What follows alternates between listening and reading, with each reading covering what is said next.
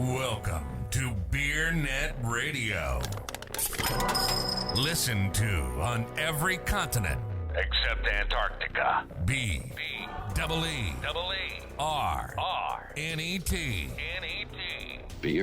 Hello? Okay. Beer Net Well, I'm at my Radio. parents' house and I'm trying to find That works. a real spot that nobody will come rolling up beside me and have questions that I can't answer. Oh man, I'm sorry.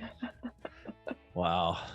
Well, as you can see, I'm got my old studio concept back because Biscuit was complaining that she didn't have enough camera time, Clearly.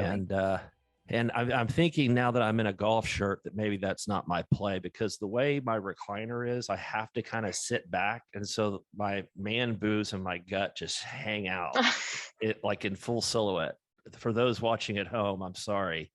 I'll try and sit up a little bit. Okay, it's a busy pattern. It is a very busy pattern. They tell me that's what's it. Sorry. He's looking at you like, what? The hell? So Jen and Jordan are not on this call, right? Right. Okay, good, because I think I've uncovered a scandal, a cabal, an Okay. intrigue, if you will. So I'm on the edge of my seat. yes, you should be. We started this podcast about a year ago, and I wanted it to sound good, so I sent everybody expensive microphones. Now, you never even bothered to pretend to use your microphone, which I kind of give you props for that. Like, you just said, you know what? I think I used it twice. Yeah, you're like, I have a lot going on, and guess what? Head plugs with a mic in it work just as well. I mean, maybe not just as well, but you're 90% there. Okay. So I had a suspicion that Jen and Jordan pretend to use their microphones and they're just using their headphones as the microphone. So I went back and looked at the last podcast, and if you're watching at home on YouTube, you'll see it right here. This image, as you can see, Jordan has his Shure microphone like I have. And as you can see, I have two wires coming from my microphone. One, the red one, goes to the camera and this, to record. And then this blue one goes to my ears so I can hear you and me talking, so I can kind of modulate my volume. See how that works? Yes. But as you can see on Jordan's microphone, he only has one wire coming from it, and we don't know where it goes. It probably just goes under the table, and the dog plays with it. Well, it should connect to the computer. Right. We don't know that, right? But his headphones are not plugged into the microphone. As you can see, they're plugged into the computer. So in other words, the microphone is just a dummy. And so he doesn't know that I've discovered this, by the way. This is my own sleuthing, because I have so much time on my hands. That investigative journalist in you. That's right. And so then I thought, for sure, Jen doesn't use her microphone either, right? Just knowing Jen, she's not a big technology person. And so I went and did a little more investigation, and it turns out that Jen is actually using her microphone correctly. And the only reason I know that is because a lot of times when she wants to be heard, she'll reach in like this and talk to because I talk over her a lot. So anyway, that's my scandal. I'm going to be, of course, confronting Jordan on it, because Live on the podcast. lies stacked on lies, and I thought maybe it was a conspiracy that y'all were all ganging up, but it turns out that you, I know, didn't care, and you just didn't pretend. Jen actually did it, and now we know the least likely sneaky one out of the bunch. We have to keep an eye on this. Gotta watch Jordan. the quiet ones. Exactly. Well, I'm glad you have these guys at Sagamore on here. They are a pretty cool story, actually. I'm eager for you to introduce them. They're the Marland Distiller, and it's grain to glass, and they've been working on this for many years, and we'll let them talk about it. So I'll go ahead and let them in, Sarah, and you can and Biscuit. I don't want you interrupting like last time. Jesus, it's dog. She gets very excited. Hey, Brian. Welcome to the Beer Net Radio podcast featuring our spirit company. I love it. Hello, Brian. I'm Harry. Thanks for being on. Thanks for having me, everyone. And Biscuit welcomes you as well. Okay. Is Biscuit power napping right now? She is power nap. Now time for her mid-afternoon nap. So yeah, yes. we're going to be good for a little while then. Yes. I love it. Joining us today, we've got Brian Treacy, the co-founder and president of Distillery Operations at the Maryland-based Sagamore Spirit.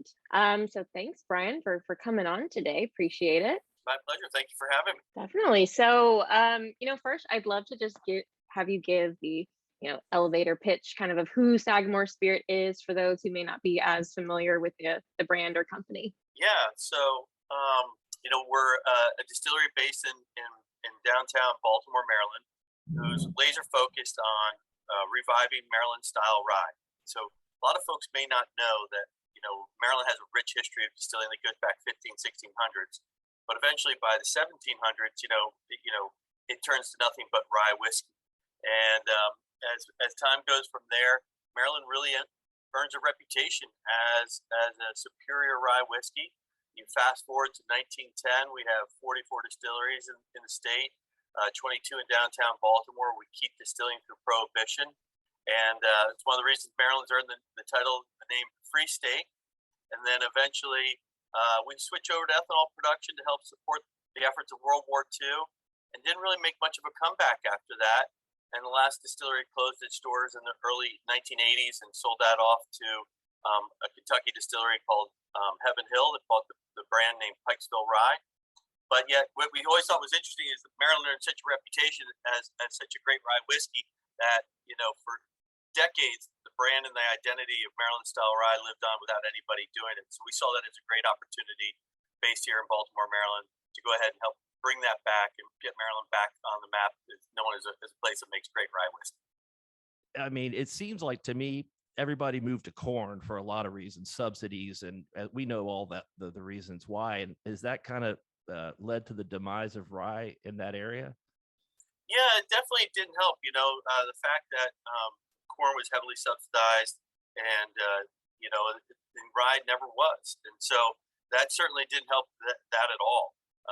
And then sometimes flavor profiles change and taste change and trends come and go.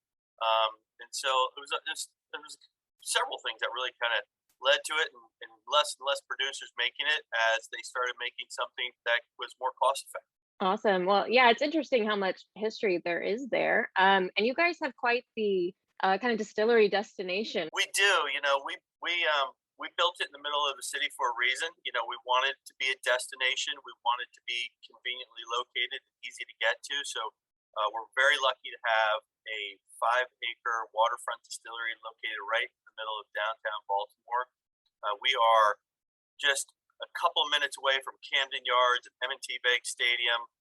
We're just a short distance at 200 yards as a bird flies from I-95, where 42 million cars a year drive by our distillery. Downtown Baltimore, the Inner Harbor, the aquarium, all those things conveniently located to 5-10 minutes from BWI Airport. So really put ourselves in a place where we could be accessible, because one of the things we really want to do as far as the brand go is really kind of get known for hospitality and kind of activation and engagement. Really, we thought it'd be a great idea to build a distillery in downtown Baltimore, so we were very accessible for that storytelling. Fantastic. And I also want to touch on, you guys brought on a new CEO last year. So Michael Maziorski, how's he kind of settling in? Has he shaken things up a bit, or was it just kind of a moving forward as planned? No, it's a great addition to the team. Michael's done a great job settling in. He's a great addition to the team. We spent 5 years getting this brand off the ground. The team has done an amazing job of getting it to where it is today, but really kind of leaning on somebody with, almost 40 years of industry type experience to help us get to the next level is really important to us. And so Michael is a great fit for that. He comes from Edrington, where you work closely with brands like Macallan, obviously Highland Park, and Wyoming whiskey. So he was a good fit for us, and it's going to help us get to the next level. So we're very excited to have him. The latest news, though, is that you're taking the your line of canned cocktails nationwide. So kind of tell us about this initial launch of the lineup and maybe why you're taking it nationwide now. Yeah, it's a very exciting time for us. We're really excited about the opportunity and what the team has created. So, we spent the first 5 years is obviously very focused in on just straight rye whiskeys. We have a core product line of our straight rye, double oak, and cask strength, all highly awarded rye whiskeys, double gold in San Francisco, 95, 96 point ratings. So they've got quite the reputation. And but we thought, is there an opportunity to really kind of take that and put that premiumization into a can? And for a few different reasons, can we connect with a newer consumer, get the consumer maybe into our ecosystem that wasn't necessarily ready to start drinking rye whiskey, but didn't realize the versatility of it, and kind of give the ability to show how easy it is and how many different ways it can taste through really premium canned cocktails. And the other side too is kind of just wherever the day may take you, right? And so there's a lot of opportunities that we weren't necessarily going to be part of and occasions. So whether it's a golf course, boating, beach, pool. So taking this canned cocktail and creating it and bringing an ultra premium rye whiskey canned cocktail to the market has been very exciting, and it's been very, very well received. So we did start small in our backyard last year, kind of Maryland, and that's pretty standard for us. We like to do that. We like to understand, how it's getting merchandised, how it's being received by the consumer, really focus in on the quality and the feedback of the product and make sure we're very happy and content with it before we kind of roll it out to a bigger audience. And so it was very, very well received, sold through very quickly, a little quicker than we expected, but there's worse problems to have. And so we're excited that we're able to scale it up this year and bring it out nationally. And so we're going to be in a lot of the same markets that we currently have our core products in, and show folks the versatility of rye whiskey, the approachability of it, and again, and put us in an occasion that we might not normally be part of if we just sold bottles of whiskey. So we're very excited about it. Awesome. Yeah. And oh, sorry, Harry. I'm sorry. Yeah. I always forget to take myself off mute. You would think, I think this is what, our 90th podcast, but still learning. Live and learn. Live and learn. Can you tell us about your route to market for the canned cocktails? Is it the same distributor network that you're using for the whiskey? It is, and great question, but the reason it works out so well for us is since the base is a spirited cocktail and the base ingredient is rye whiskey, same as obviously our core line, that it lines up really well with our current distributors. And so we're excited about that. And one of the reasons it kind of made it fairly easy for us to move nationally when we were ready is because we already had those relationships in place. People that were very familiar with our product and our sales team and our brand and our marketing team. And so it allowed us to move quick, which is great. No, that makes a lot of sense with the spirit-based product. And it's the slightly higher ABV, right? It's more, not quite like a full strength cocktail, but that like 8 or 9%, right? We do. We hover around between 7 and 9%, depending on the canned cocktail. So we rolled out, we have one that's a kind of a riff on a classic cocktail, the Honey Paloma. And so, ruby red grapefruit, agave, obviously honey, and then straight rye whiskey. And so that one, I believe, is 8%. Then we have a lemon tea fizz, which is Meyer lemon, yuzu green tea, and that is actually closer to 9%. And then we also have we have a couple new flavors coming out, which we're really excited about. We have what we call a pineapple rye-rita, which is a really nice light sipper, if you will. These are all organic ingredients, natural ingredients. They're actually ingredient names you recognize and can pronounce, which we love. So it's been very well received by that. And the rye-rita is going to be 7%. And so that's a beautiful one. It's a light sipper, organic lime juice, pineapple juice, agave syrup, and a little hint of chipotle in it, or just like a little bit hint of smoke and spice in there. And so it's exciting. Then we also have one that's kind of more of a local riff, if you will, and we'll stay here in Maryland. Maryland's kind of famous for a cocktail that was invented in Ocean City, Maryland, called the Crush. And so this is orange, lemon, lime juice, natural orange flavoring, and that hovers around 8% as well. And so that's a new exciting one. And then lastly, we have our what we call is a spin on a watermelon sour, if you will. We call it our we call it our night brunch punch, and that one is, I believe, 7.5%. Interesting. Gotcha. Yeah, that is a bit of a tongue twister. Night Biscuit, will you help us? Biscuit's asleep. Sorry, she's on her now late afternoon nap.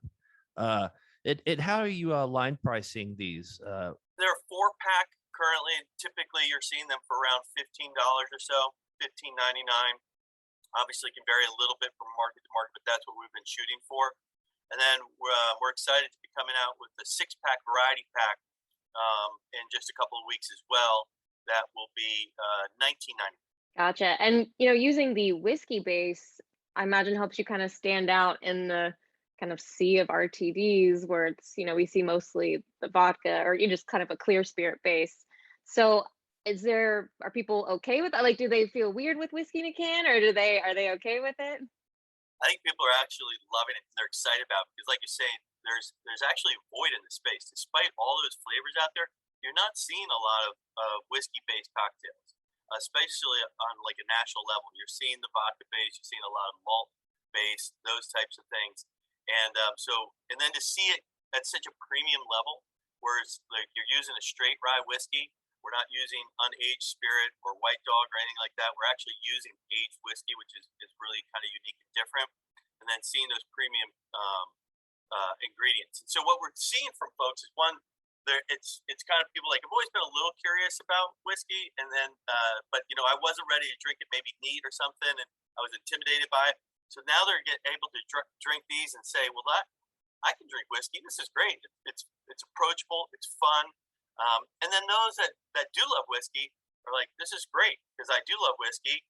But at 1 o'clock in the afternoon on the beach, I might not be ready for a pour of neat, right? At 90 proof or 100 proof, but grabbing something cold out of the cooler at 7-8% ABV, be able to just sip on it. People are thrilled. So we're seeing them being very well received, and the convenience and again the quality level. We were fortunate enough to team up with a group of kind of legendary local bartenders, mixologists here in Baltimore called Kane Collective.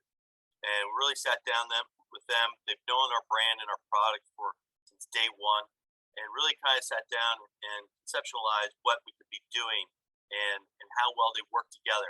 We didn't just rush out to a flavor house or anything along those lines.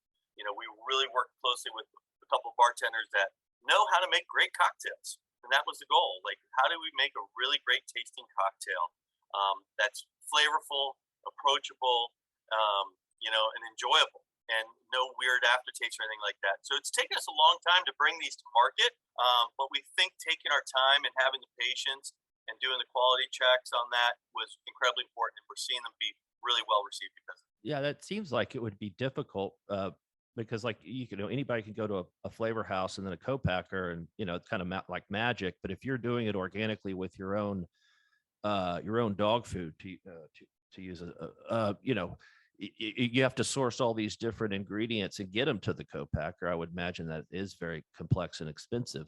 And do you anticipate the presence of these RTDs of having a halo effect upon your rye whiskey core product and vice versa? We do.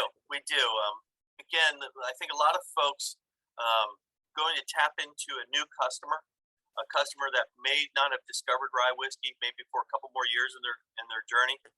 So can we bring them into the ecosystem a little bit sooner, and then get them introduced to our core products a little bit sooner as well?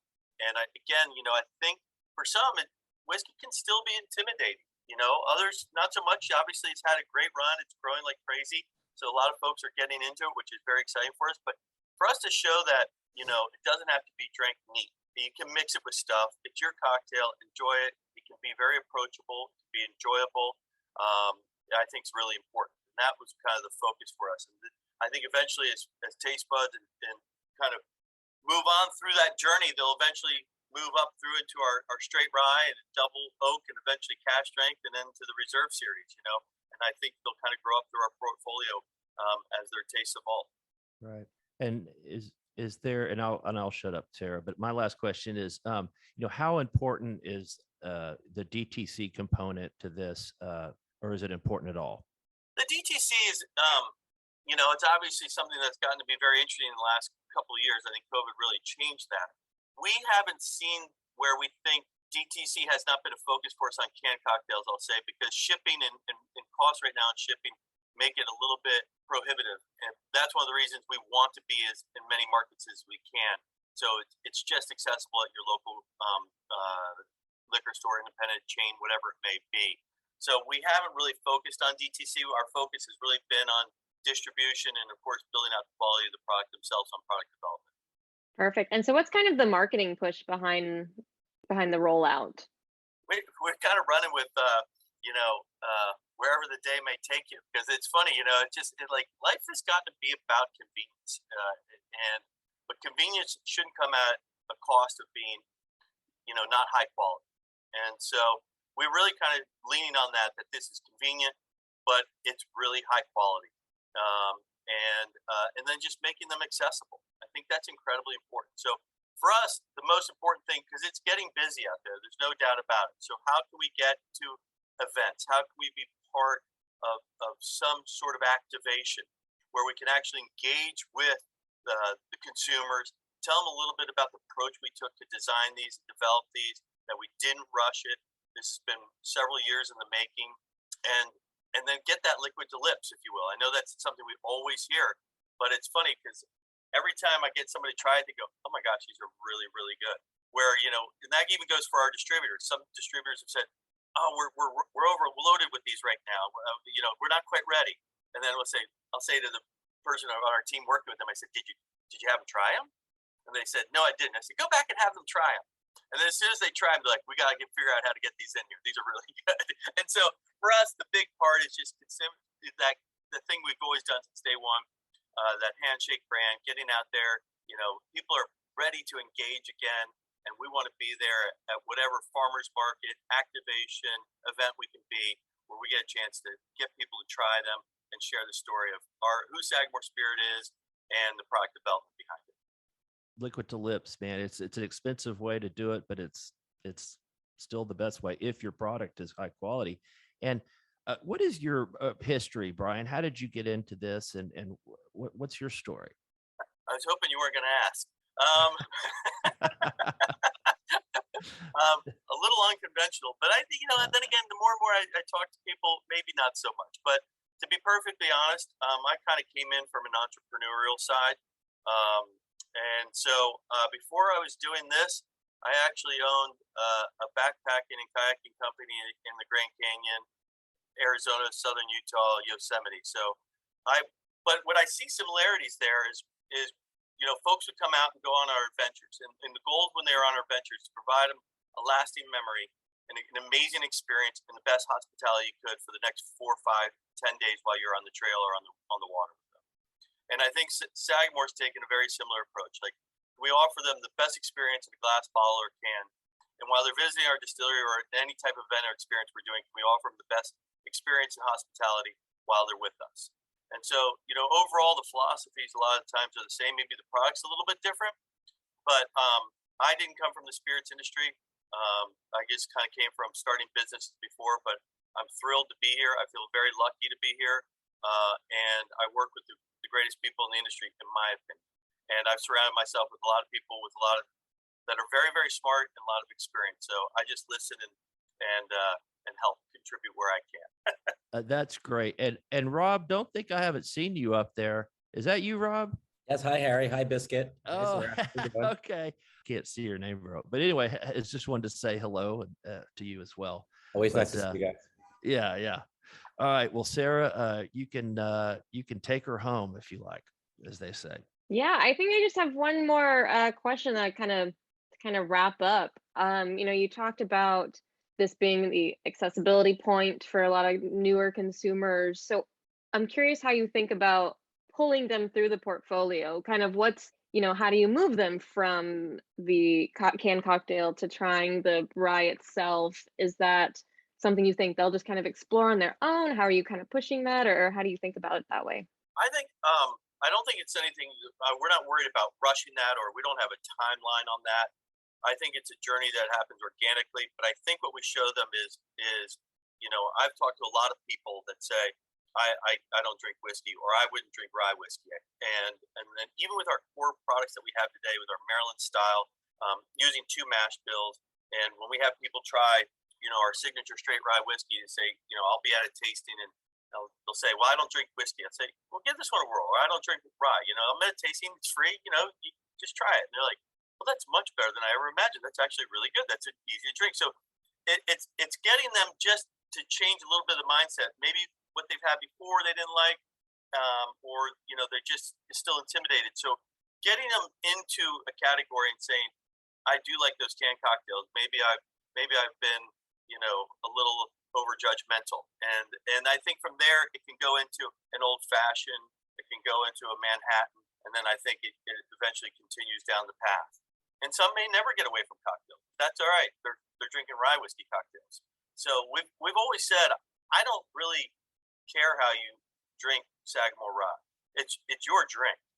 People ask, do you drink it? Does it have to be neat? Does it have to be on the rocks? Does it have? And I've always said it's your drink.